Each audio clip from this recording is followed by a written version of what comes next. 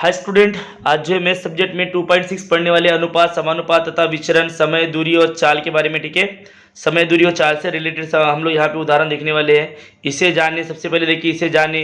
विशेष टिप्पणी क्या है? यदि दो राशियों की तुलना भाग या भिन्न के रूप में किया जाता है तो उन संख्याओं के भिन्न रूप को अनुपात कहते हैं। यदि कोई दो राशियाँ है, दो नंबर्स है, ठीक है, दो नंबर्स को हम लोग क्या है, दो डिजिट है, उसको अगर हम लोग जो है भिन्न या भाग के स्वरूप में लिखते हैं तो उसको वो जो है अनुपात के स्वरूप में भी होते हैं। मतलब 4/7, जैसे कि यहाँ पे 4/7 लिखा है, इट मीन्स 4:7, 4:7 हो गया। किसी भी अनुपात को अति संक्षिप्त स्वरूप में लिखा जाता है, ये बात याद रखो। उसके बाद एक ही प्रकार की दो राशियों का अनुपात ज्ञात करते समय उसकी इकाइयाँ समान करनी होती है। जैसे कि यहाँ पर दिया है एग्जाम्पल के रूप में 15 सेकंड और 1 मिनट राशियों का अनुपात क्या होगा, तो 15 सेकंड है और 1 मिनट मतलब 60 सेकंड, तो 15/60 मतलब 1/4, तो इसको जो है 1/4 इस प्रकार से अनुपात में लिखेंगे। यदि दो अनुपात समान हो तब अनुपात की संख्याएं समानुपात में होती है। मतलब 4 नंबर है, 4 डिजिट है, 4 डिजिट के अगर दोनों अनुपात सेम है, मतलब यहाँ पे 4/8 और 10/20, ऐसे दोनों का वैल्यू जो है सेम होता है 1/2 और 1/2, यहाँ दोनों भी अनुपात समान है, इसका मतलब वो समानुपात है। इस प्रकार से हम लोग मानते हैं। ठीक है, अब आगे बढ़ते हैं नेक्स्ट पेज की ओर। क्या बोला यहाँ पर कि यदि किसी राशि का मान बदलता है तो उसके संबंधित दूसरी राशियों का भी मान बदलता है, इसको विचरण कहते हैं और इसको इंग्लिश में कहते हैं वेरिएशन। रमेश प्रतिदिन 2 कथाएं पढ़ता है, दिनों की संख्या बढ़ेगी तो कथाओं की संख्या भी बढ़ेगी।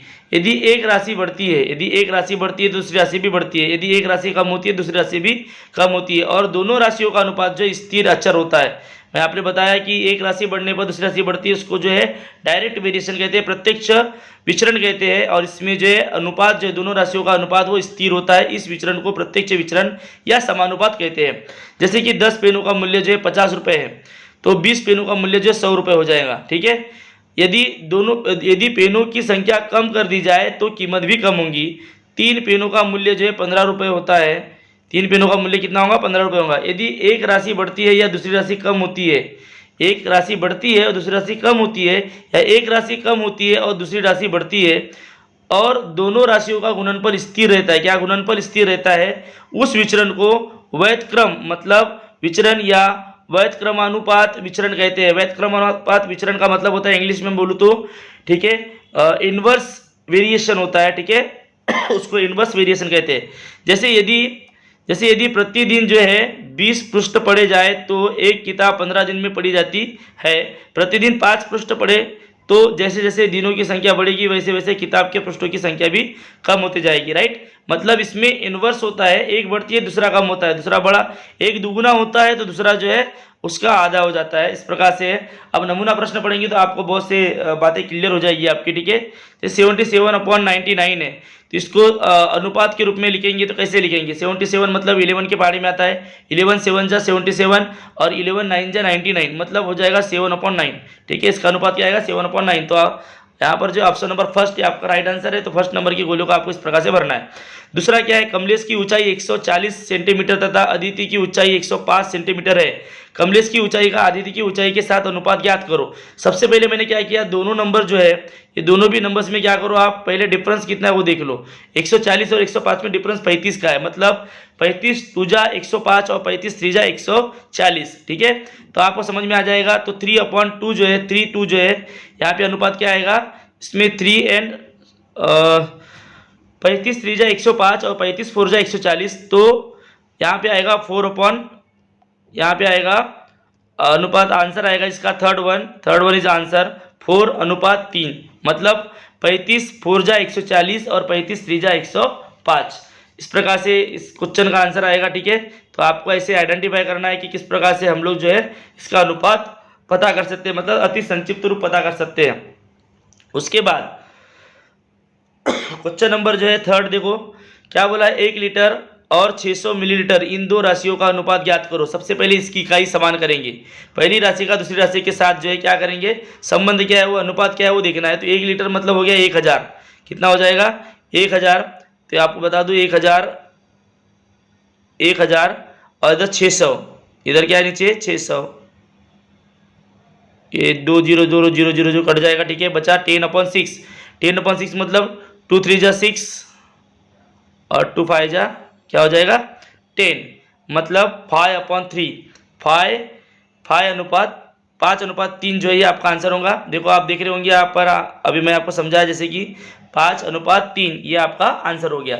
इसके बाद क्वेश्चन नंबर 4 देखते हैं। क्वेश्चन नंबर 4 की ओर 15 सेकंड और 1 मिनट, 15 सेकंड और 1 मिनट 15 सेकंड, 15 सेकंड और 1 मिनट 15 सेकंड मतलब कितना हो गया 75। ठीक है, तो 1 मिनट 15 मतलब 75 सेकंड, 75 सेकंड और ये 15 मिनट सेकंड। ठीक है, तो 15 1 15 और 15 3 75 मतलब 5 अपॉन क्या हो जाएगा 15 5 75 और 15 1 15, तो 1/5, 1/5 मतलब 5:1 मतलब 5:1 आएगा। तो आपका आंसर आएगा सेकंड नंबर का। ठीक है, इस प्रकार से आपको आइडेंटिफाई करना है। इसके बाद चल क्वेश्चन नंबर 5 देखते हैं हम लोग। क्वेश्चन नंबर 5 भी बहुत आसान है। आपको एम जो है अल्ट्रा एन, एम जो है अल्ट्रा एन मतलब क्या होता है आपको पता है, मैंने आपको इसके बारे में बताया हूँ कि एम अल्ट्रा एन मतलब एम इजिकल टू के इंटू एन। इसके बेस पे आप बड़े आसानी से आंसर निकाल सकते हो। आपको अचर ज्ञात करना है, अचर ज्ञात करना है मतलब के याद करना है, के याद करना है मतलब आपको बता दूं के मतलब क्या होगा यहाँ पर, के मतलब होगा K equal to M upon N.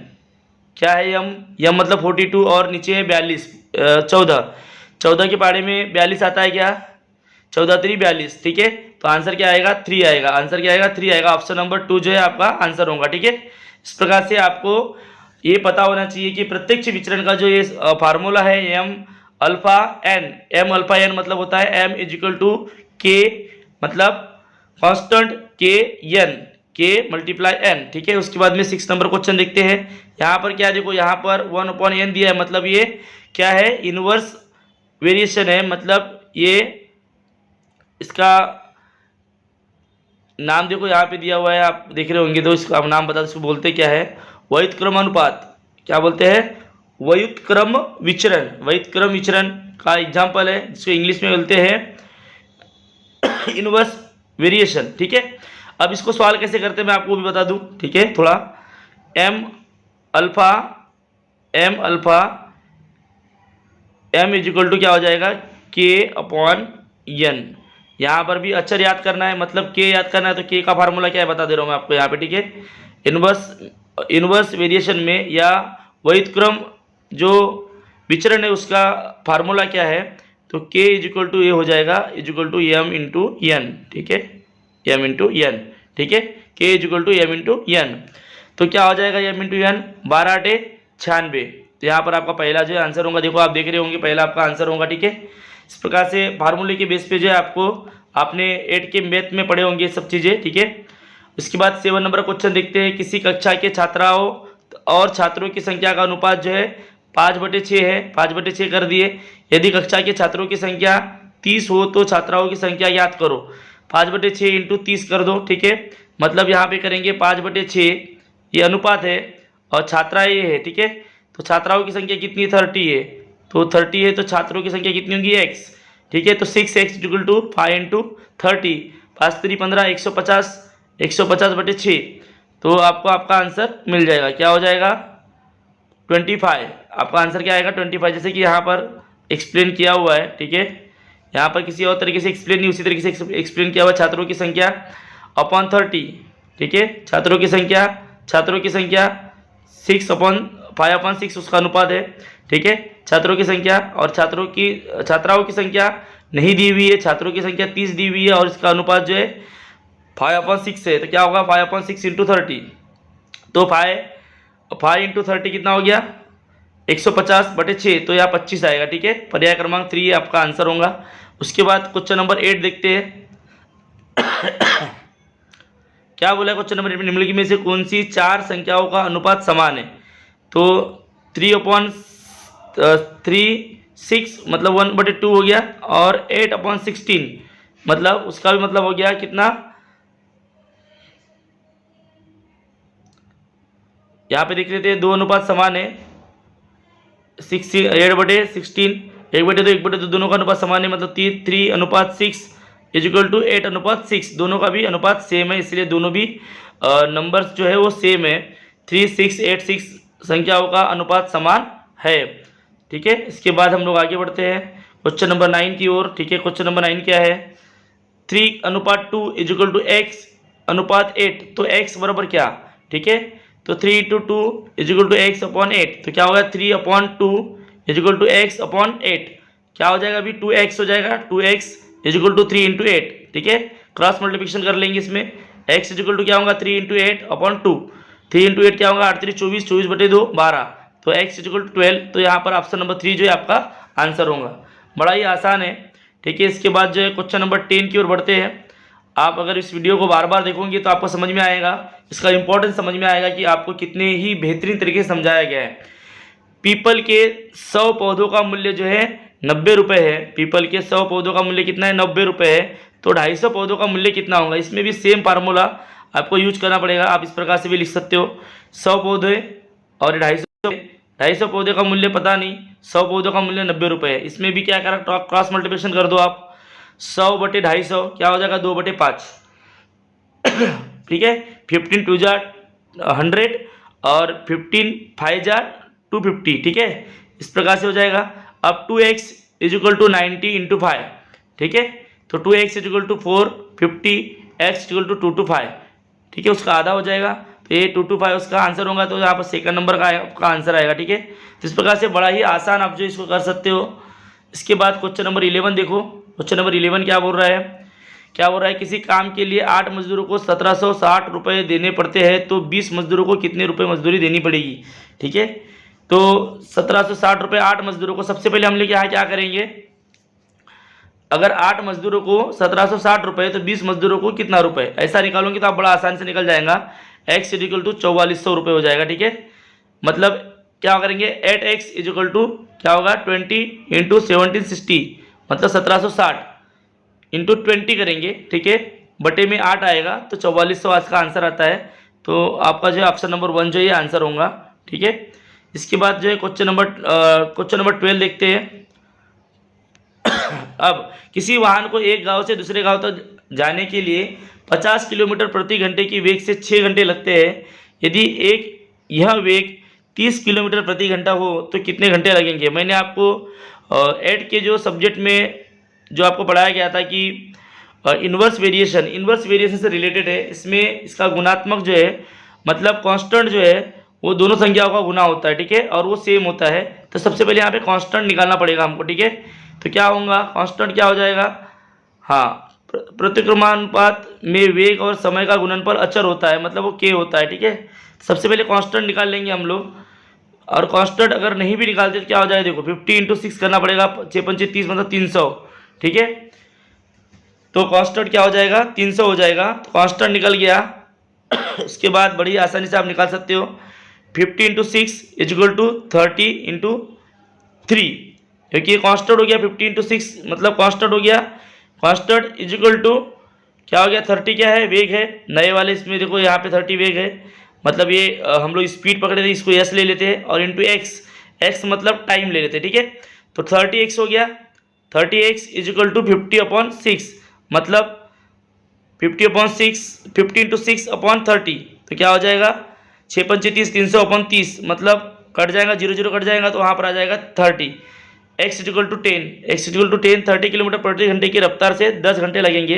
अब 300/30 करोगे तो क्या हो गया 300/30 मतलब 10 हो गया ना। ठीक है, तो इस प्रकार से आप फार्मूला जो है, क्या फार्मूला है उसका, उस फार्मूले के बेस पे आपको निकालना है। ठीक है, कि फार्मूला भी आपको मैं यहाँ पे लिख के दे दे रहा हूँ। कांस्टेंट का फार्मूला क्या है, k इजिकल टू यहाँ पर हम लोग लिखेंगे किलोमीटर मतलब डिस्टेंस नहीं 50 किलोमीटर स्पीड, तो s इंटू क्या हो जाएगा टाइम मतलब t, s इंटू टी। तो कांस्टेंट मतलब क्या हो जाएगा s इंटू टी, तो s इंटू टी कांस्टेंट मिल गया। अब उसे क्या याद करना था, यहाँ पर टाइम याद करना था। यस मेरे पास 30 ऑलरेडी है यहाँ पर है। ठीक है, तो यहाँ पर टाइम याद करना था, तो उसके बेस पे मैंने यहाँ पे टाइम निकाल के दिया आपको। ठीक है, इस प्रकार से आप भी निकाल सकते हो। इसके बाद क्वेश्चन नंबर 13 देखते हैं। क्वेश्चन नंबर 13 क्या बोलता है, m alpha n equal to m equal to 6 n equal to 3। तो विचरण का अचर याद करो, एकदम आसान है। अचर मतलब k याद करना है, और यहाँ फार्मूला आपको समझ में आ गया होगा। m alpha m equal to k n होता है, और कांस्टेंट का आएगा, कांस्टेंट मतलब m/n यम अपॉन एन होगा, ठीक है। यम अपॉन एन करूँगी तो आपको आंसर आसानी से मिल जाएगा 6/3, 6/3 मतलब k = 2, ठीक है। इस प्रकार से आपको आंसर समझ में आ गया। उसके बाद क्वेश्चन नंबर 14 देखते हैं। क्वेश्चन नंबर 14 क्या बोल रहा है, यहाँ पर भी सेम है, m अल्फा n और m = 6 और n = 3, तो विचरण का समीकरण याद करो बोला है। यहाँ पे अक्षर याद करने बोला नहीं है, समीकरण याद करने बोला है। तो समीकरण कैसे याद करेंगे, लिख लेते हैं। m अल्फा n मतलब यहाँ पर सबसे पहले मैं क्या निकालूंगा, k निकालूंगा, m अपॉन n तो = k। अब क्या होगा, जब m = 6 और n = क्या है 3 है, इसका मतलब 6/3 = 2 मतलब k = 2 हो गया। तो समीकरण में डालूंगा तो कैसे डालूंगा, m राइट, m = 2n, क्योंकि कांस्टेंट जो है, कांस्टेंट का वैल्यू कितना है 2 है। तो ये इस प्रकार से समीकरण मेरा तैयार हो जाएगा, m = 2n। समझ में आया आपको। सिर्फ कांस्टेंट का पहले मैंने वैल्यू निकाला, कांस्टेंट का वैल्यू निकालने के बाद कांस्टेंट मतलब k जो क्या है अचर है, अचर का वैल्यू निकाला, अचर का वैल्यू 2 है तो m = kn। यहाँ पे m अल्फा n मतलब ये होता है m = kn, मतलब k की जगह मैंने 2 लिख दिया क्योंकि इसका वैल्यू जो 2 है, ठीक है। तो इस प्रकार से आपको सभी क्वेश्चंस के आंसर निकालना है। उसके बाद क्वेश्चन नंबर 15 देखते हैं। क्या बोला है, व्यायाम के लिए खड़े किए गए लड़कों की संख्या और उनकी कतारों की संख्या में व्युत्क्रमानुपात है, मतलब इन्वर्स वेरिएशन है। तो आपको पता है इन्वर्स वेरिएशन का फार्मूला क्या है, एक कतार में 14 लड़के खड़े करने पर 6 कतारें तैयार होती है। तो सबसे पहले मेरे को 14 छके 84, ठीक है। तो यहाँ पर मेरे को क्या मिल जाएगा, कांस्टेंट मिल जाएगा, ठीक है। 14 छके 84 करूँगा तो कांस्टेंट मिल जाएगा, मतलब k मिल गया मेरे को, k मिल गया। यदि प्रत्येक कतार में 12 लड़के खड़े हैं किए जाए तो कितनी कतारें होंगी, तो k = देखो अभी अगर मान लो मेरे को k = क्या होता है, k = मान लो कतारों को हम लोग मान लेते हैं x and y, x × y, ठीक है। तो मेरे को k पता है 84 है, k = 84 और x क्या है, x मेरे पास है 12 है, x क्या है 12 है, 12 लड़के खड़े, x मतलब x 12 है, 12 × y। अब y मुझे पता नहीं तो y मतलब क्या हो जाएगा, अभी ये 84 है, सॉरी 84, तो यहाँ पर क्या हो जाएगा, नीचे में क्या आ जाएगा, y = 84/12, 84/12, 12 7 84 = 7 तो 7 जो है पर्याय क्रमांक जो है तीसरा, ये आपका आंसर होगा। इस प्रकार से आपको ये निकालना होगा। तो सबसे पहले क्या बता रहा हूँ मैं आपको, व्युत्क्रमानुपात के जो फार्मूले हैं, क्या क्या फार्मूले वो आपको याद होना चाहिए। मैंने आपको जैसे कि बताया कि अगर आपको कांस्टेंट निकालना है तो फार्मूला क्या है बता दे रहा हूँ। कांस्टेंट निकालना है तो k = x × y। अगर आपको x निकालना है तो क्या होगा, k/y। यदि आपको y निकालना है तो क्या होगा, k/x। बस ये फार्मूले है किसके, इन्वर्स वेरिएशन के। तो ये फार्मूले आपको याद होना चाहिए, जिससे आप जो बड़े आसानी से सभी क्वेश्चंस के आंसर दे पाओगे। इस प्रकार से स्टूडेंट यहाँ पर जो है हमारा 2.6 जो है ये समाप्त हो चुका है और मुझे पूरी आशा है कि आपको समझ में आया होगा। Thank you very much.